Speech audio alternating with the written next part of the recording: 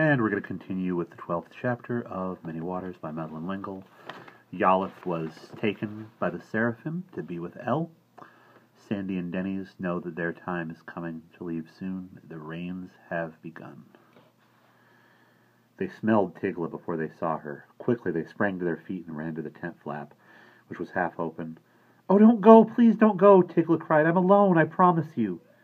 Tigla's promises meant little. They stood warily by the tent flap, watching her as she approached. But there was nobody with her, neither father and brother, nor Nephilim. "It's starting to rain," she said. "We never have rain except in spring. Did Noah really build this big boat because he thinks there's going to be more rain than we've ever seen before?" Sandy nodded. "Anna is my sister. Would there be room for me on the ark?" "There is not room for Sandy and me," Denny said. "Then what are you going to do?" "We're not sure." Sandy was cautious. "We hope to go home." "I don't like this rain," Tigla sniffled. "It's cold and wet." "Rofocale will take care of you," Sandy said. "Oh, he will, won't he? I'd better go find him. It's very nice to have known you." "Thanks for nothing," Sandy said rudely. "Ditto," Denny's echoed. "You're not blaming me for my father and brother, are you?" "Perhaps not for your father and brother," Sandy said, "but for doing whatever Rofocale tells you, yes." "So go to him," Denny's urged, although he did not have much faith that the Nephilim cared enough about any human being to be willing to help unless it was convenient. "I still think it's nice to have known you," Tigla said. "I wish I could have known you better. I mean, really known you." "Sorry, Tigla," Sandy said. "You are a great deal older and a great deal more experienced than we are." "I could teach you." "No, Tigla, the timing isn't right." "Goodbye, then," she said. "Goodbye," the twins echoed. Japheth came to them. "I'm worried about you." Sandy was still looking after Tigla's retreating form. "Don't worry, Jay. We'll be all right." "How?" Japheth demanded. "You know we can't take you on the ark." "We know." Denny's agreed. He looked up at the clouds, which occasionally let a drop of rain fall, tried to listen for the hidden stars. "Can you get home?" Japheth asked. "To wherever you came from?" He too looked at the sky, shook his head as though baffled by science. "We're going to try," Sandy said. "Don't worry about us. You have enough to do, collecting all the animals and food and fodder and grain and everything." Japheth nodded. "Perhaps." "Perhaps what?" Sandy asked. Japheth rubbed his broad hands across his face, wiping away tears. "Oh, twins!" He rushed at them, and they flung their arms about him, and the three of them rocked back and forth, holding one another. Oholibama went, just before dawn, to Mala's low white dwelling. Mala was alone, nursing the baby. It was indeed a large baby, drinking greedily, and Mala looked pale and fragile, but she crooned over the child while she fed it. She looked up at Oholibama and smiled in welcome. "It's good to see you, Oholi. Come in." Oholibama stood, looking down at Mala and the child. "Is Uguil good to you?" "He is very good." There is deep love in Mala's shadowed eyes. "You're happy with him? Truly happy?" "As I am with Japheth, truly happy, though Uguil is Uguil and Japheth is Japheth." He doesn't ever hurt you?" "Never." "He takes care of you?" "Very good care, and he loves our baby." "Good," Oholibama said. "That's all I wanted to know." And she left Mala and went back to the tent she shared with Japheth. The seraphim were gathered together as dawn suffused the desert with a soft pearly light. The clouds were thickening, and in the trees the birds sang more softly than usual, and the baboon's chatter was muted. "It does look possible, I think," Admiral said. Alarid nodded. "We are not bound by this place and time. 2 of us should go to the twins' world and call them back." Admiral asked, "Does it really need to be unicorns? I would feel safer if I could carry them." Admiral's eyes widened for a moment, then nearly closed in thought. "I don't think they could take the transition from matter into energy, then back again to matter, even we find it tiring." "But what about the unicorns?" At Noctville, sometimes a giraffe asked. "What happens when they go out?" Admiral said, "They are only when they are here, or when they are there, but not in between. It is not quite the same thing as a transfer of matter and energy." Alarid nodded. "They have to be obeyed in order to be believed in," Noctville said. "It is a long distance," Admiral said, "both in time and space." "It is a risk," Admiral agreed, "but one I think we must take." "Why are they here at all?" asked Akshas, with wings the same soft gray as his mouse fur. Do you think El sent them? Admiral suggested. Admiral spoke slowly. I do not think El sent them, but neither did El prevent their coming. They are part of the pattern? Admiral asked. Is it right and proper for them to be here? Allerud looked up at the veiled sky. Perhaps Ariel will have words when he returns from taking Yalith to the presence. But I think yes, they are part of the pattern. The pattern is not set, Admiral said. It is fluid and constantly changing. But it will be worked out in beauty in the end, Admiral affirmed. Then you agree? Admiral asked. We will try to help them return to their own time and place in the way they have suggested. We agree, affirmed the Seraphim. The air lightened slightly as the hidden sun lifted above the horizon. There was a faint splattering of applause from the baboons, who were confused by the clouds and the occasional drops of rain. Despite the clouds which obscured the light of the last dim stars, the Seraphim's ears were attuned to the song, although it was far away. Let us sing with them, Allerud suggested, and the singing of the Seraphim joined with the singing of the hidden stars and the call of the invisible sun. Sandy and Denny slept fitfully. The rain had not really begun in earnest, but there was an occasional patter on the roof skins. As a drop fell here, there, the three mammoths were curled into a ball at the foot of the twin sleeping skins.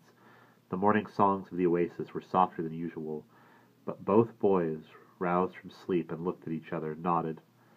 Quietly they dressed in their clothes from home.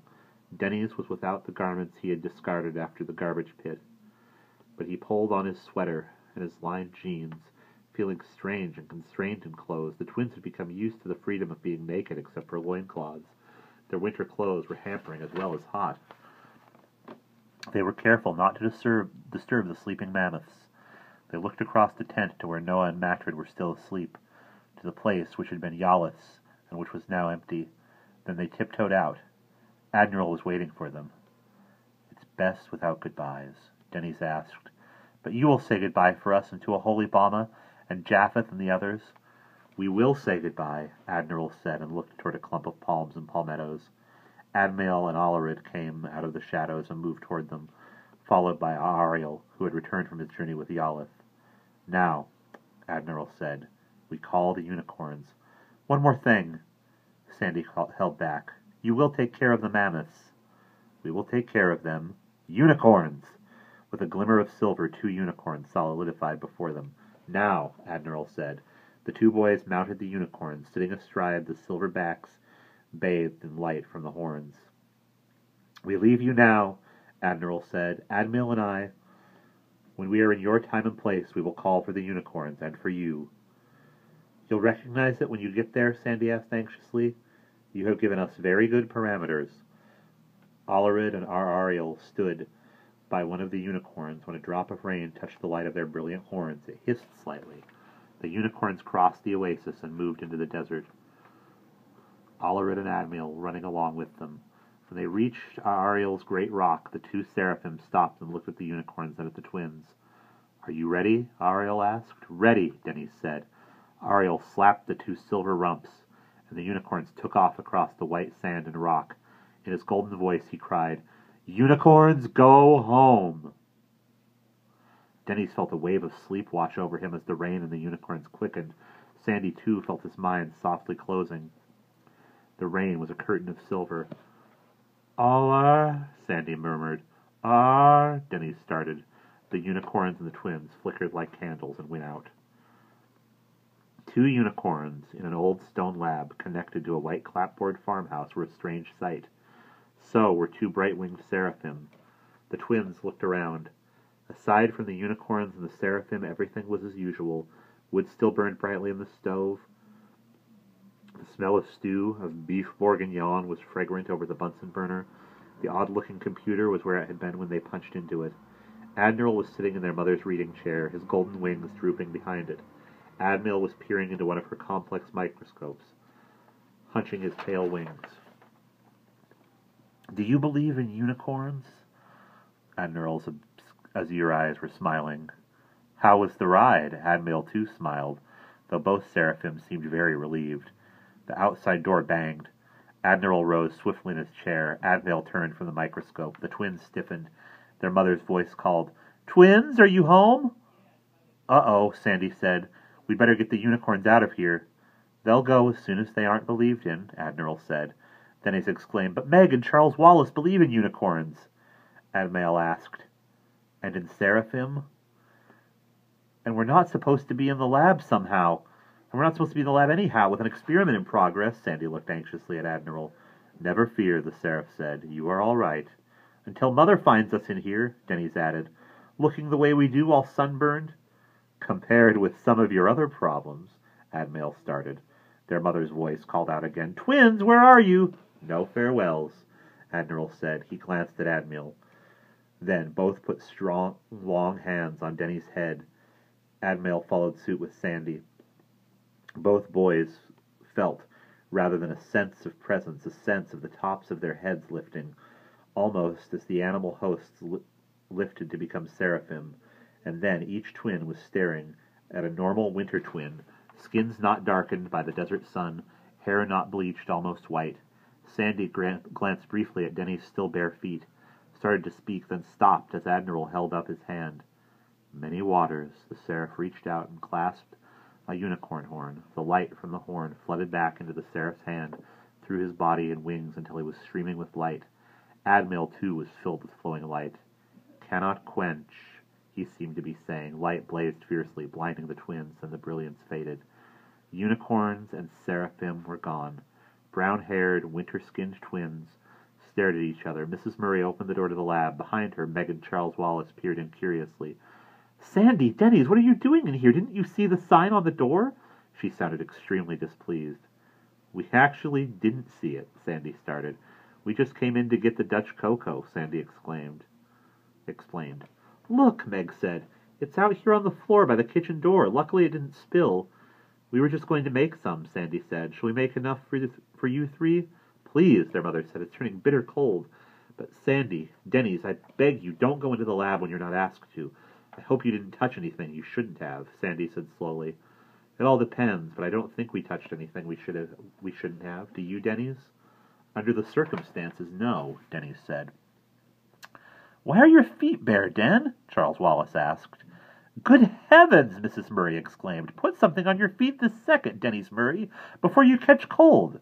Meg opened the kitchen door, and there was the familiar odor of fresh bread, apples baking in the oven, and warmth and brightness, and all the reassurance of home. As they followed the others in, Sandy whispered to Denny's, I'm very glad the kitchen is here, but you know what? I'm homesick. We probably always will be a little, Denny's agreed. Well, Sandy straightened up, as soon as we have our birthdays, we can get our driver's licenses. It's about time, Denny's said. Now let's make that cocoa. And that is the end of Many Waters.